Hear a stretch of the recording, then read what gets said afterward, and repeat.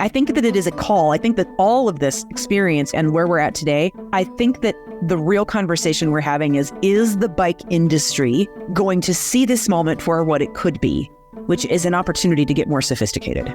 We have buyers that want to bring in our stuff, but can't right now until they move some other inventory. And so we're in a pretty tough spot playing a bit of a waiting game. And sitting and waiting is not what we're good at, and it's not very comfortable. Someone with one of the major brands told me they were spending $1 million a month to store their inventory of bikes. And so I don't know how many bikes you have to have in a warehouse that it costs you $1 million in storage fees, but it's a lot. The consensus within the building was pretty unanimous that what the COVID period had done was just accelerate the bike industry through almost inevitable change that we would have gotten to anyway.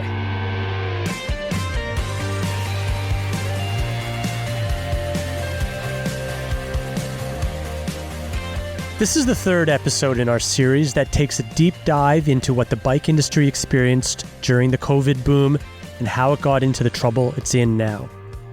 In the last episode, we heard from various industry professionals about the early warning signs that told them that this bubble was about to burst, and some of the reckless behavior and pressure that was being put onto various parts of the supply chain by some big brands.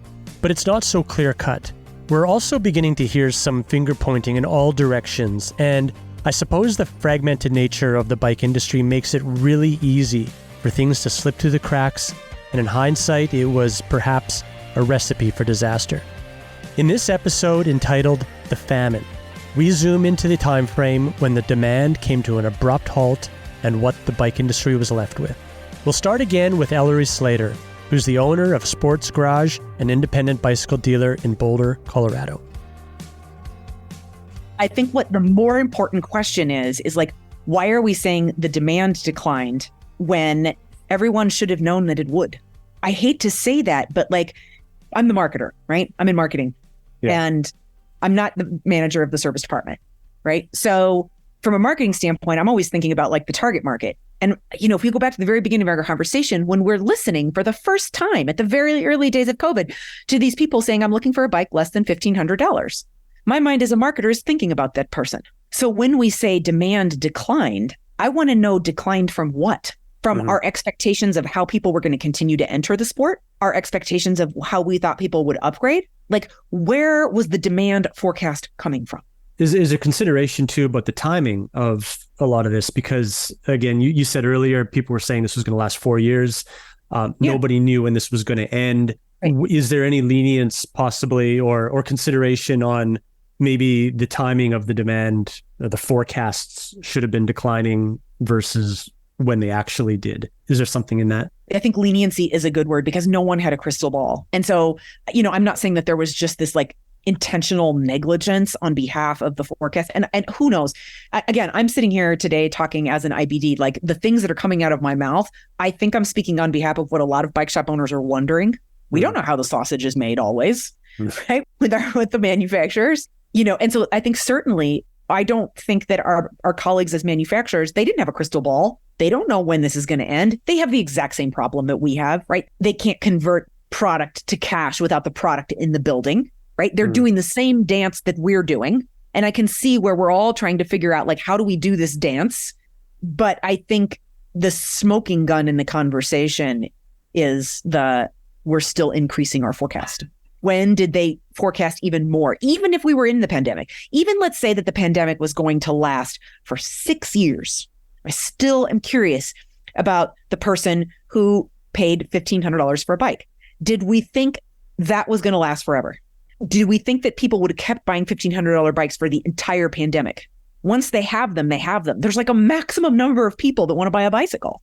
There's a viable audience out there. Remember I said, like, we saw people like tap out at 3,500, like, oh, we'll find something else to do. That tells you right there, there's like a certain size of the population that's like a viable audience, you know? So what I was wondering about as a manufacturer is I'm like, at the point in time, or as a dealer, I'm thinking of the manufacturers when they had these huge back orders and they're trying to get all this product, like, did anybody ever just stop and say, are there this many buyers out there next year? You know, or, and this is where I think they deserve the leniency, are they trapped? I don't know. These are questions that I probably will never have answered. Are they like trapped in contracts with the factories that they just can't get out of. It goes all the way to raw materials, right? Because there were shortages in that too, where the aluminum. Absolutely. Right. So like somehow, you know, and again, I want to say like, I couldn't read the crystal ball. I can't assume that our manufacturer partners could read the crystal ball, but we're only seeing demand and supply constraints in our one business. So our lens is only as big as our local market. You go to the manufacturer level, their lens is only as good as the collective lenses of all the dealers where they're placing bikes, right? Yeah, and you go which up the is food bad chain, for factory data. Yeah, exactly. Right. Yeah. So you can see, I mean, and I'm sure it's hard for the listener to weave the fabric of a business model together, but I've talked about things like, hey, we were in a situation where we felt like we had to be caught up in dramatically increasing our order. We had a back order problem and we had to have customer service. We knew our manufacturers did, right? We've got bikes on the floor that we're going to sell or not sell. And then I think that it is a call. I think that all of this experience and where we're at today, I think that the real conversation we're having is the bike industry going to see this moment for what it could be, which is an opportunity to get more sophisticated?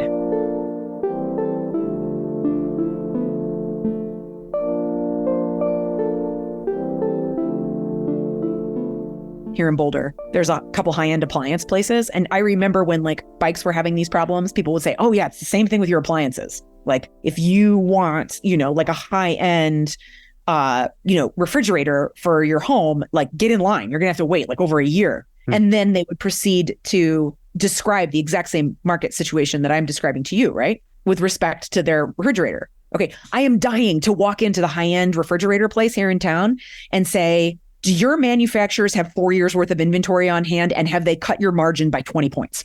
Right. I want to ask, right? Because they had the same type of dynamic that we had in the bike industry, like offshore manufacturing partners, stuff that had to get shipped from overseas, distribution points, independent dealers, end consumers waiting, like all the same things that characterized the supply chain struggles that we dealt with as a dealer. But today, what I'm looking at as a dealer is manufacturers with multiple years of product on hand, and my margins have been cut dramatically. When you say your margins have been cut, do you mean you've had to reduce your prices, or have they raised their prices, or how is that? Manufacturers have reduced their prices. So if I took a bike in December, this happened to us. I'm comfortable saying that this happened to us. We took our preseason order. One of the first shipment windows for your preseason order is always like November or December. Usually when you place your preseason order with a manufacturer, you get your first round of bikes delivered in December. It's pretty normal. You paid a price for that bicycle. You probably placed the order in September. You got the bike in December.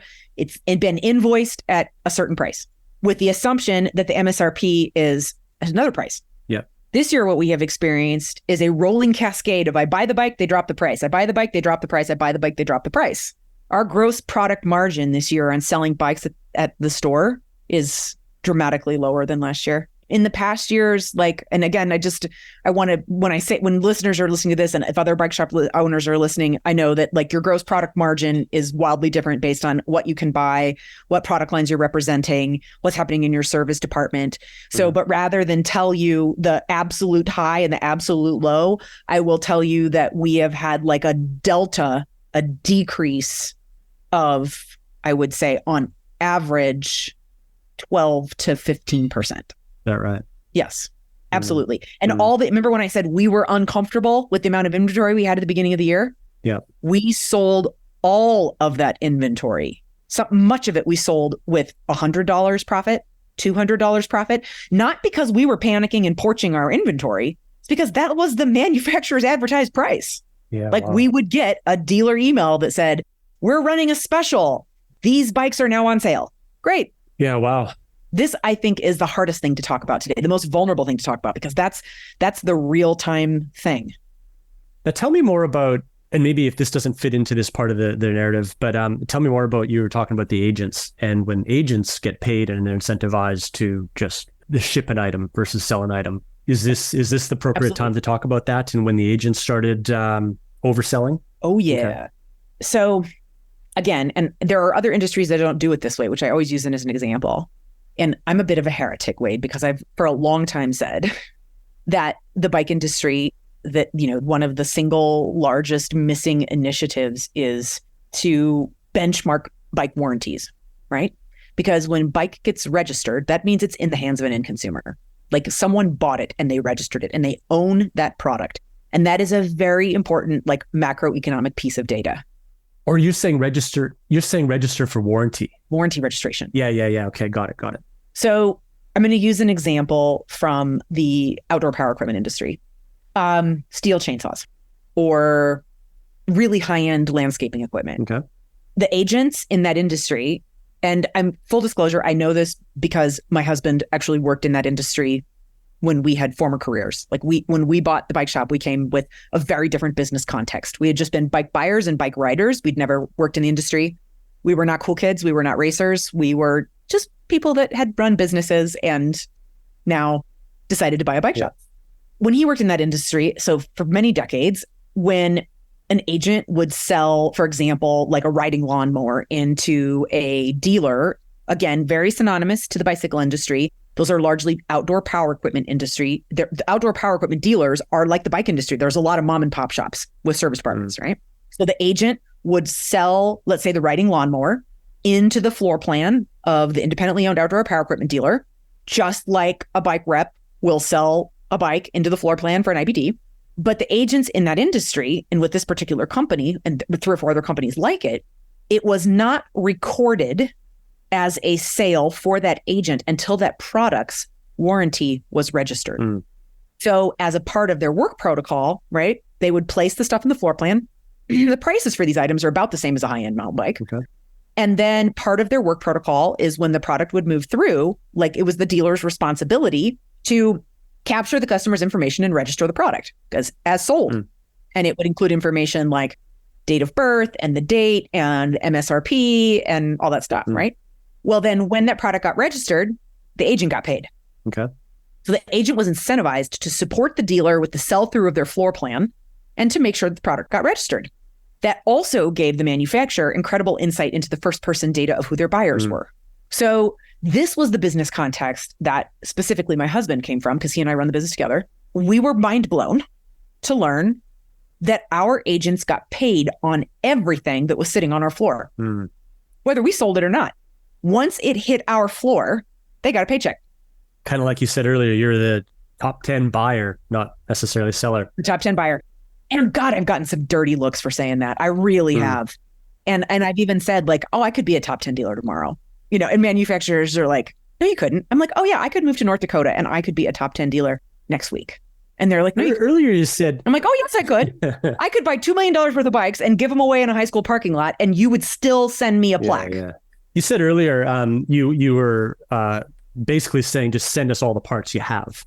Right. And was that something that other shops would have done too, that in conjunction with the agents to have possibly gotten themselves into trouble now, or does that relate to the agents?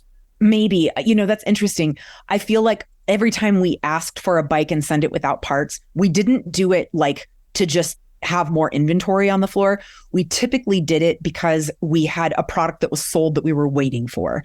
And we felt like, like I said earlier, you cannot underestimate the importance in a good bike shop of customer service. Yeah.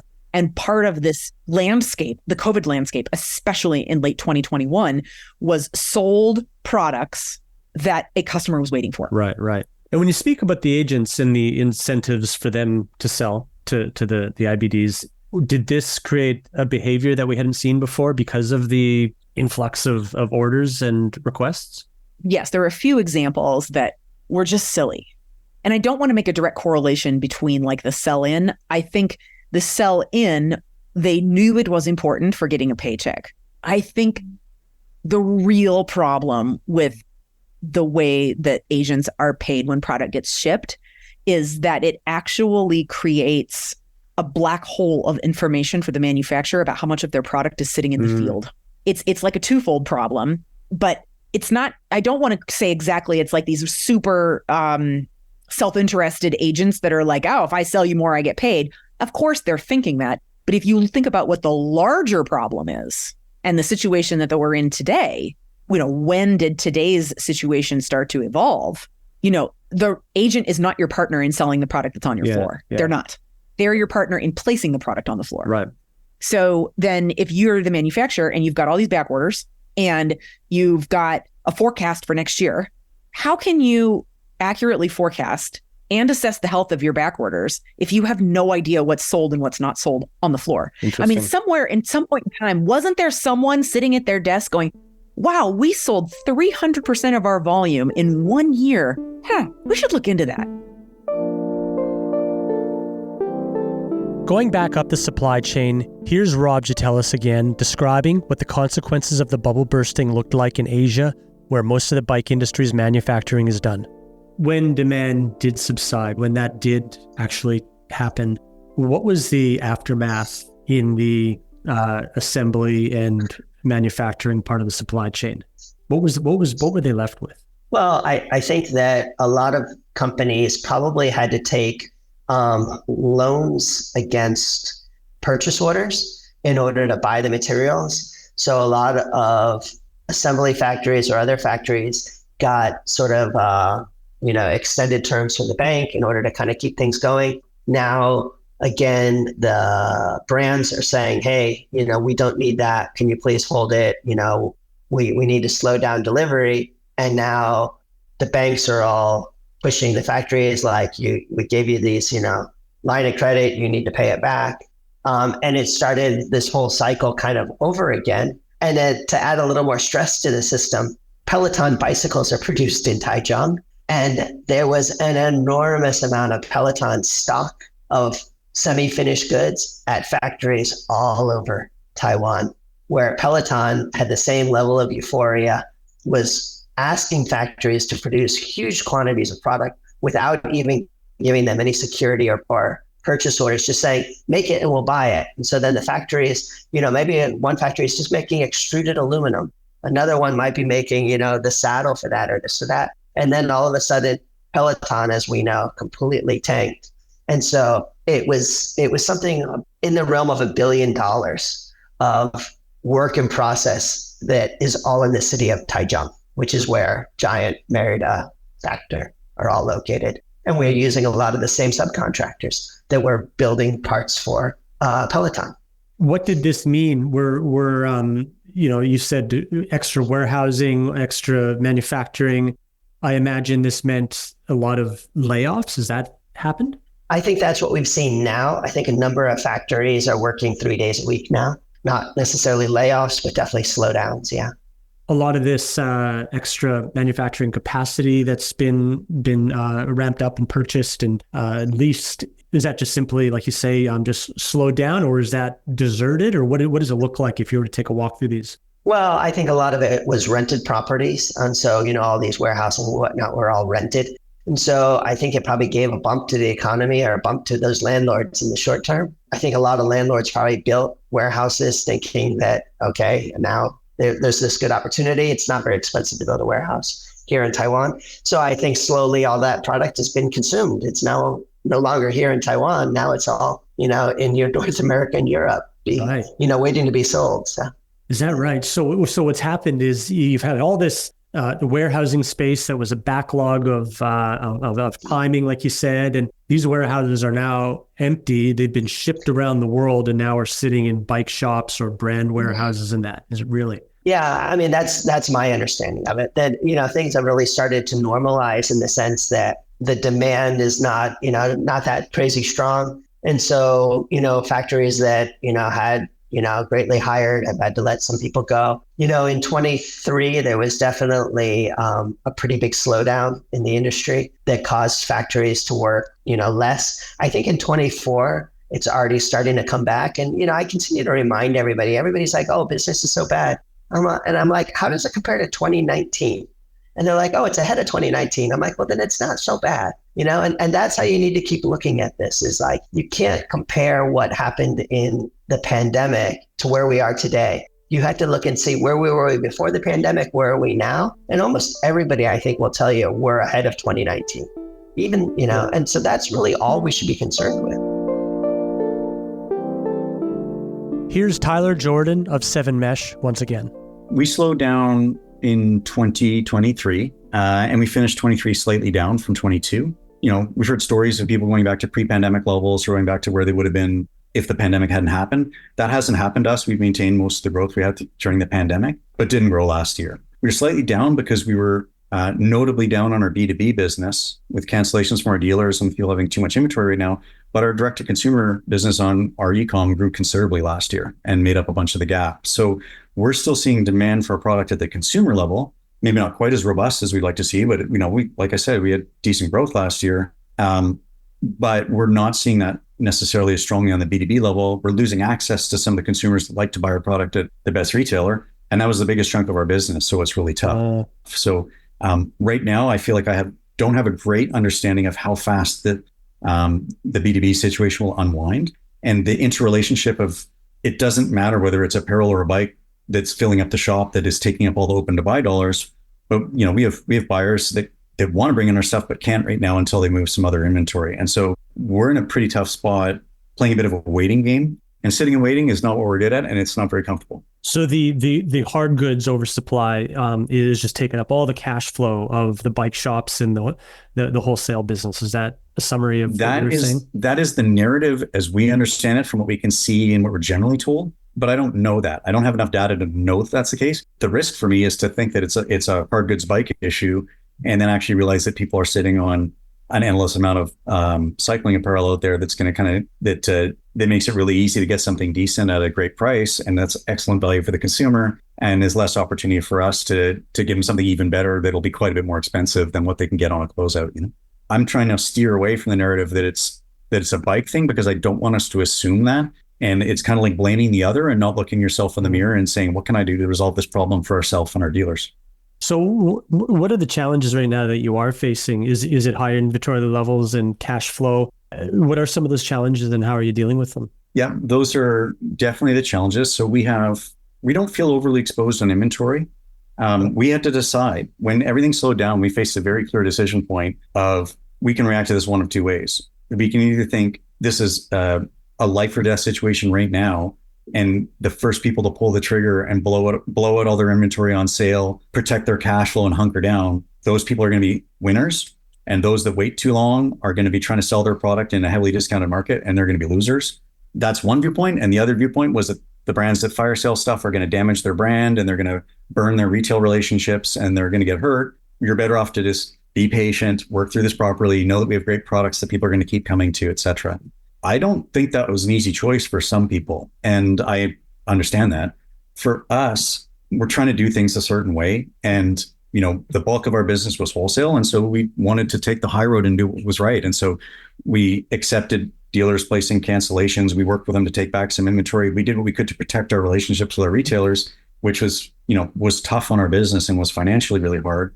We thought was better than the alternative of doing serious damage to something we worked so hard to build. And so we decided that we were going to weather the storm carefully and come out the other side. And so we worked with our dealers.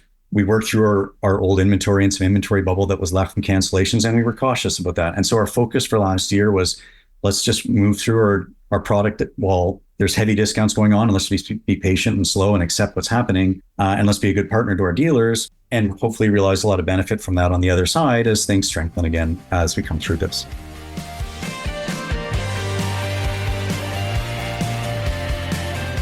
This podcast is fully funded by our members at Escape Collective.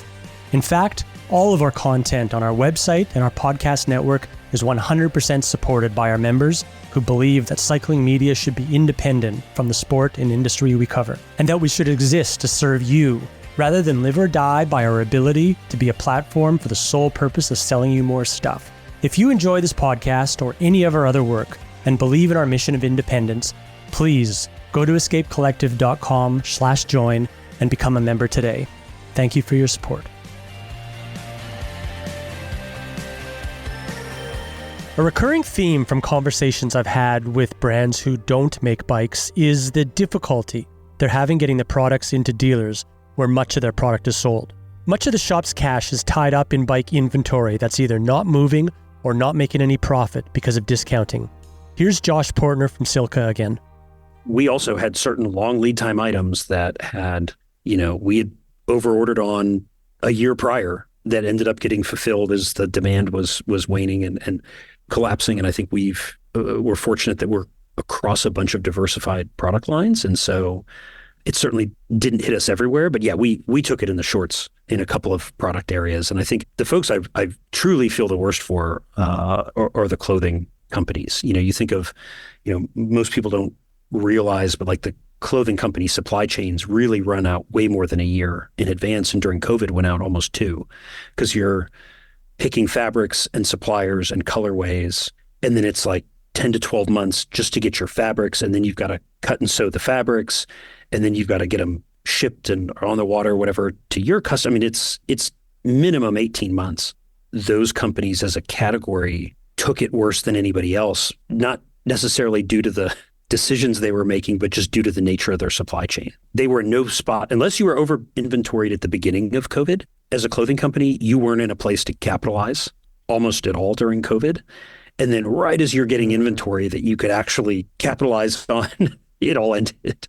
And so that's another place I feel really lucky. We have nothing in our business that runs out anywhere near and what that is. The fashionable nature of clothing as well, too, right? Like they've got that to deal with. I'm curious on your perspective of this, because bike shop owners have told me that the way the agents are incentivized is when they sell to a bike shop, not when this bike shop sells something, right? So, and the bike shops notoriously have bad first-party customer data. So the bloat, so to speak, where, distributor goes or brand direct goes and sells to a bike shop, they're done. They think 100 bikes or whatever, they're sold. Yeah. Meanwhile, they don't have proper insight to how many bikes are sitting at that bike shop even, and or even asking that question. Then you say 2 containers or a container of group sets show up, and they don't realize that the bike shop actually is not sold through any of these. Is that an accurate description of where some of this digestion issues come from? Yeah, I think. We're still experiencing it from dealers we work with who have no cash to buy our products because it's all tied up in inventory of bikes. I think particularly like e-bikes in Europe right now are amazing. I mean, I don't know how many $100 million of inventory of e-bikes there are in Europe, but everybody's sitting on piles of e-bikes they can't sell. When you say amazingly bad. Bad, yeah, sorry, amazingly bad. Yeah, when their cash is tied up in that product that's not moving, they can't buy stuff from us, even if our stuff is moving. And so and our dealers started to go hand to mouth with, we'll order 1 pump, we'll order 1 bottle of lube or a case of lube or whatever. Yeah, we definitely see some of that. We definitely see some dealers actively moving away from some of the larger brands that are maybe a little bit more forceful or have more power in their dealer agreement of what the dealer needs to buy. Has changed, I think, a lot of the conversations that are happening. And I think a year or 2 from now, the dealers who remain are going to be a lot like we were coming out of the 2018, 2019 supply chain issues we had. They're going to be stronger and smarter 2 years from now or a year from now than they are today. And I think it unlikely they make similar mistakes in the future. And so I think what's going to happen is we're already weeding out companies that behave too egregiously. And in some cases, those companies were just extremely unlucky. So it really wasn't all just misbehavior. But I think the shops that are left are now, and I feel like I see this in my conversations, they're conversing about business at a level that was not there pre-COVID.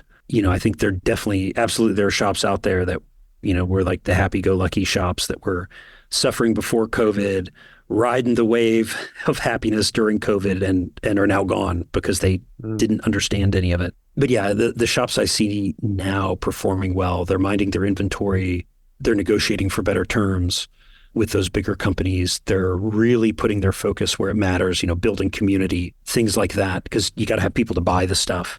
We're certainly seeing it, I would say, through things like hot wax as a service. Like that's really an interesting bit of business that's kind of blowing up for us. And it's a lot of dealers love the thought of, hey, the customer is going to come in once a month and get their chain waxed. And, I think it's a little bit like, us keeping the doors open with masks. You don't need to make a bunch of money hot waxing chain for people. Just getting them in the shop is huge, and having those conversations, and they're probably going to buy something else while they're there. But it really is that building the community that's going to hold all those new customers that walked onto the playing field during COVID. We want to hold on to those people, and we want to keep them with us. And I think the local dealers in particular are going to be a huge piece of that.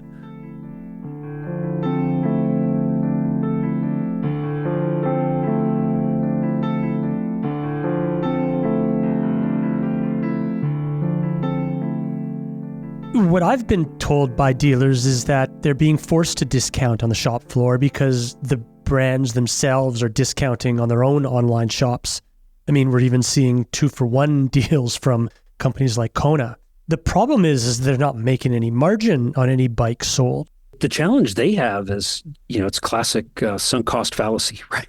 Right? Yeah. Like, I've got so much money in this thing, I got to get the money in. Like, dude, you just need to start looking at that bike that the factory lowered the price on. You got to look at it as like a briefcase full of cash and move it. And then you got to make a plan. How are you allocating that cash?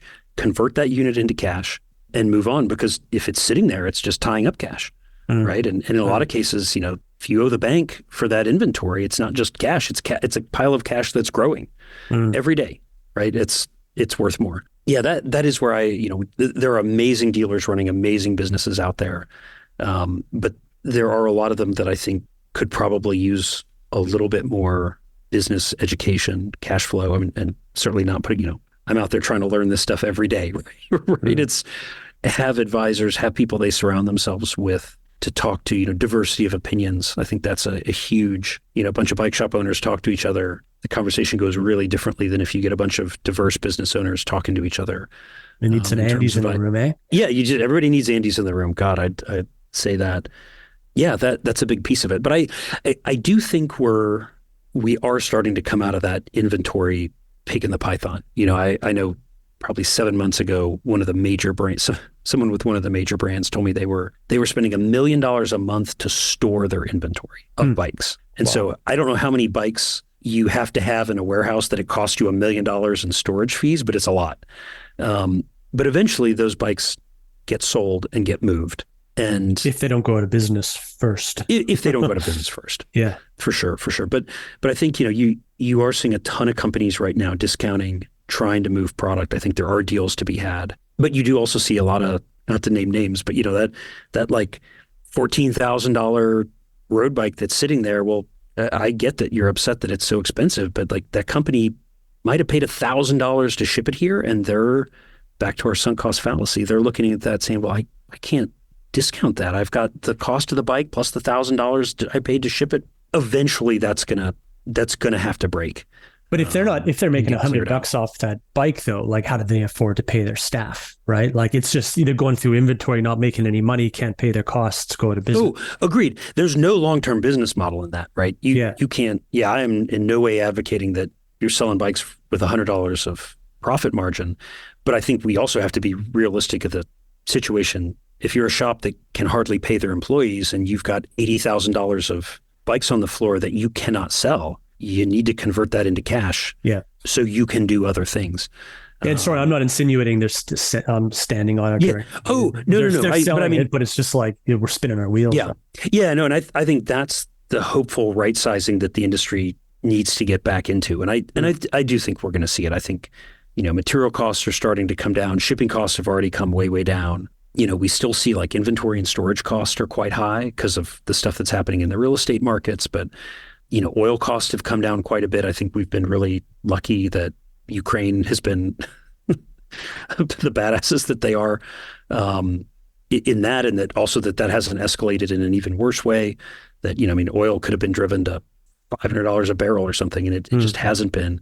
So I think some of this is we've been lucky. Some of this is that this stuff just needs a little more time to play out. I think, it is a whipsaw, but I think like any kind of harmonic excitation, right? It will damp itself back down to the center line at some point. We're just now living through, we've been through the big roller coaster whoop-de-doos.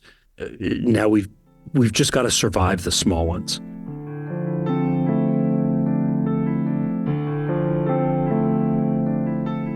Perhaps the biggest shock of the industry was the overnight bankruptcy of Wiggle Chain Reaction.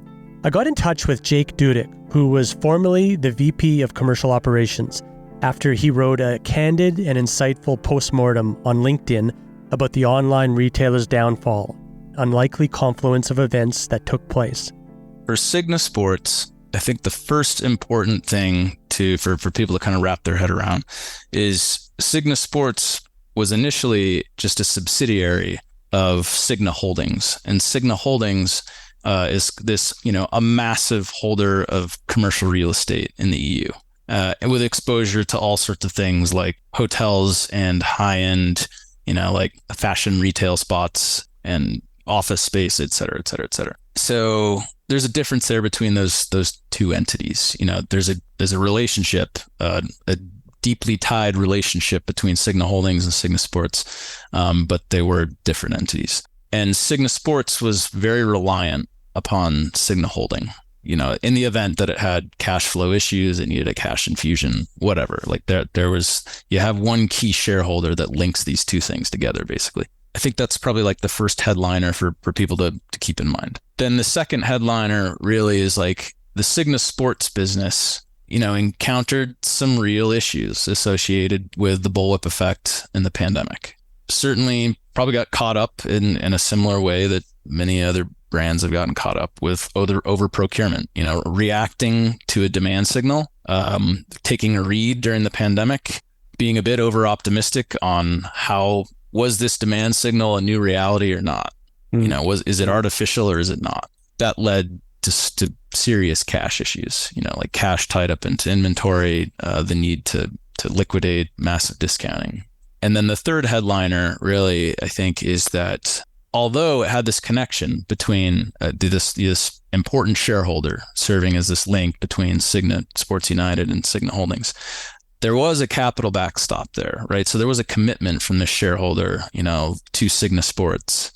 If you get into trouble, like, I've got you covered. And I think the other main headline is that there is a whole host of other issues that's associated with commercial real estate. And that's, a change in foot traffic, right? That's also due to the pandemic, and central banks raising interest rates, also a function of the pandemic. And so there was a set of different challenges on the real estate side, on the Cigna Holdings side, that kind of like triggered an inability, or at least it triggered this shareholder to make a decision of like, I know I said I had you guys, but I don't, because I got bigger problems. I think that is really like, if you're looking at 3 or 4 main dominoes in the stack, like those are probably the ones.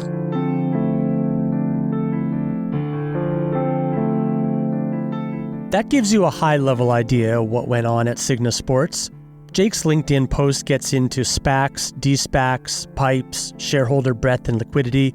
And if that's up your alley, I highly suggest you head over to our show notes where I'll post a link to Jake's piece.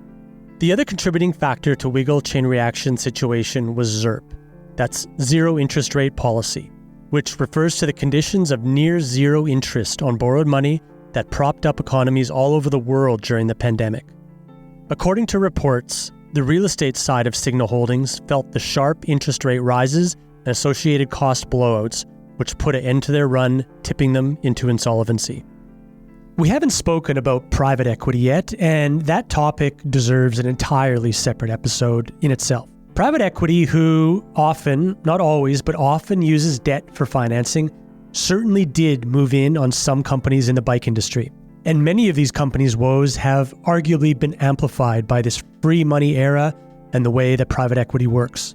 Getting back deep into the traditional bike industry, here's Tae Huang again from QBP, describing what the slowdown meant for the distributors. Road bikes were in rough shape. Gravel was continuing to look good. Mountain bikes were tricky because we were looking at web traffic for our own internal bike brands as our kind of bellwether for end consumers. And we were still getting plenty of traffic on our mountain bike product pages. But because there wasn't any mountain bikes to buy, there wasn't any sales data to support it. By then, it was also really interesting that kids' bikes had all but fallen off a cliff. Early COVID, mountain bikes, kids bikes, that's all they wanted. That was done. No one was asking for more kids bikes. BMX bikes were in the dump. Comfort bikes and hybrids, no one was buying those either. It was pretty clear that only gravel was still going strong from a sales perspective. And even that one was concerning because the average sales price was continuing to grow because we didn't have any low cost gravel options anymore. That had all sold out, right? So this customers who probably should have bought a $2,500 bike, probably buying a $5,000 bike instead, right? Yeah. What was the view on, or the theory on how this new market might consume cycling? Was it thought that, the low end consumer would graduate to a higher end and become that person? Was it thought that maybe person who bought this bike just basically delays that purchase for a later time and, it's 6 of one, half a dozen of the other? Or how is the bike industry looking at this, or at least from your perspective on, does this make sense to last? So when we were in the middle of things, I remember that first summer, mid to late 2020, I was talking about the different product categories that were selling well. All the Garmins and the carbon stuff was doing great. The $50 helmets and trunk bags were just sitting in piles. And when we had that confirmation that those lines were forming outside of shops, people wanted bikes again, retailers couldn't get enough. Some of those categories still weren't moving, which was very confusing because when you sell a $300 bike, you also sell a $50 helmet and a $50 trunk bag and a tire patch kit. And, there's like these add-on pieces and those weren't moving. Right. And so initially the conversation was, well, shops are locked down. It's tough for consumers to be trying on apparel right now. Right. Retailers can't move the slat wall outside for them to shop, lights and bells. Right. So this is all reasonable. Yeah. So the expectation was, OK, they bought the bike. This consumer is going to come back eventually and pick up the add-ons. And then we started seeing the add-on sales kind of peter back, right? Some of that was shops opening up again, but the thought was there's a strange lag that's been created and we should see it catch up. And so I think there was an expectation, okay, it's been a year and a half. Some of these hybrid buyers are going to come back. They're going to buy a road bike. They're going to come back, buy a mountain bike. But it was hard to ever confirm that was actually happening because stock on everything was so low that you can't measure something you don't have any of. By the time that I left in 2023, and again, hindsight being 2020, the consensus within the building was pretty unanimous that what the COVID period had done was just accelerate the bike industry through almost inevitable change that we would have gotten to anyway.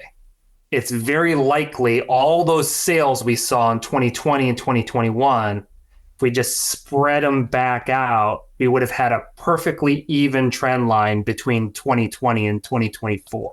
This just accelerated the market versus creating a new one. Yeah, we moved sales from the future into the present is I think how my supervisor liked to talk about it. Yeah.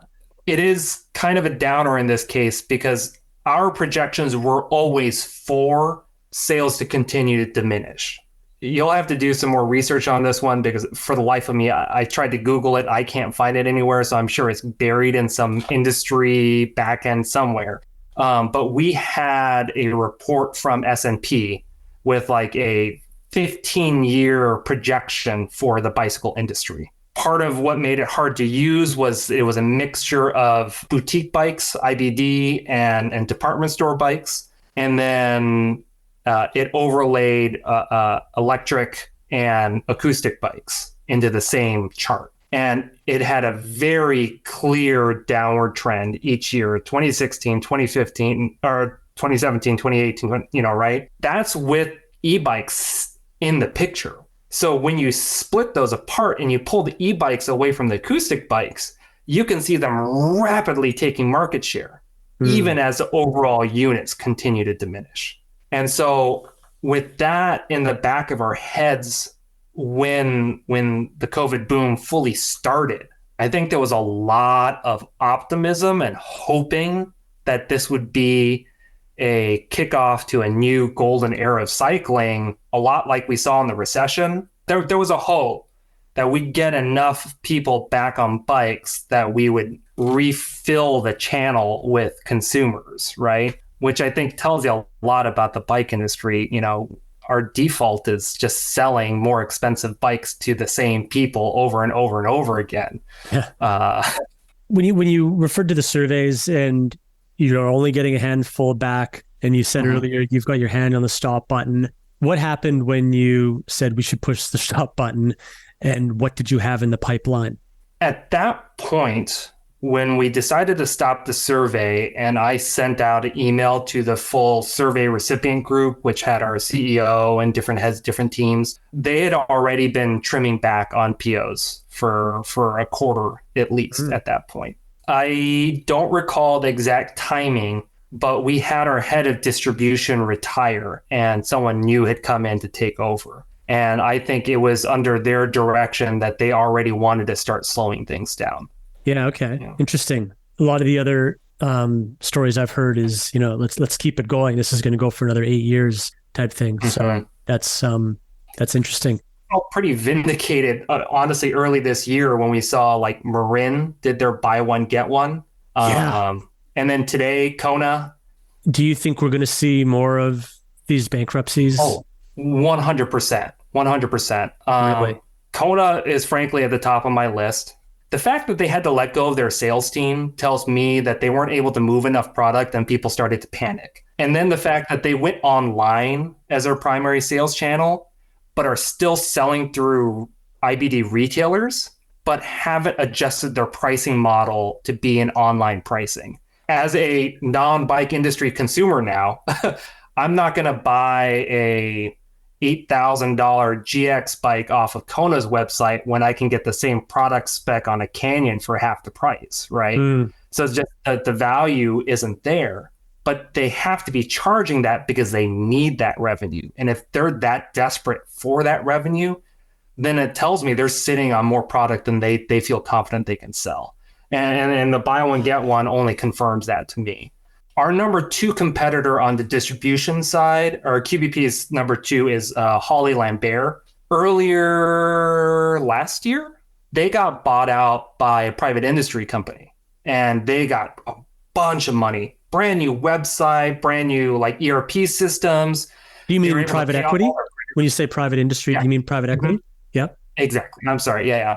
Honestly, it was enough money that got injected with enough hiring that they did that I don't want to say that we were concerned, but it was definitely big enough to be on our radar. We joked that they started COVID in good shape because they were in such bad credit hell that they couldn't get product. And so when the slowdown happened, they didn't have anything that they couldn't not sell. And then lo and behold, I think it was not even a month ago, they let off like a quarter of their staff. My guess is private equity is asking where the profits are, right? And if that's not coming, then they're going to keep cutting to the bone until it does. And private equity has borrowed money at near zero interest. And what people don't realize is that the company that they've bought is responsible for that debt, not the private equity. Exactly. Yeah. We've been hearing Chain Reaction, Wiggle, Nuke Proof.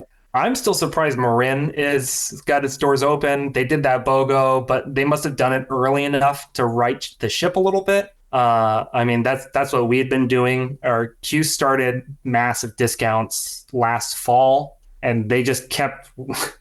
Is that joke, that internet meme? Someone's turning the dial and looking back at the crowd, waiting for someone to say stop. And every week, all right, let's add another percent. And it was because our surveys pretty clearly indicated that retailers knew a slump was coming. So we had to overcome their own best interests. Again, because our sales reps weren't going in there saying you need to buy this product. And so the discounts had to be good enough that a retailer who knew better bought it anyways. And they did.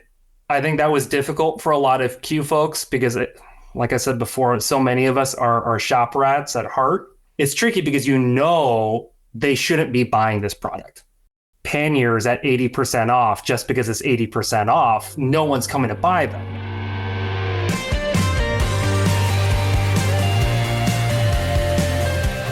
As we've heard, there are many contributing factors that went into the troubling situation that the bike industry faces now.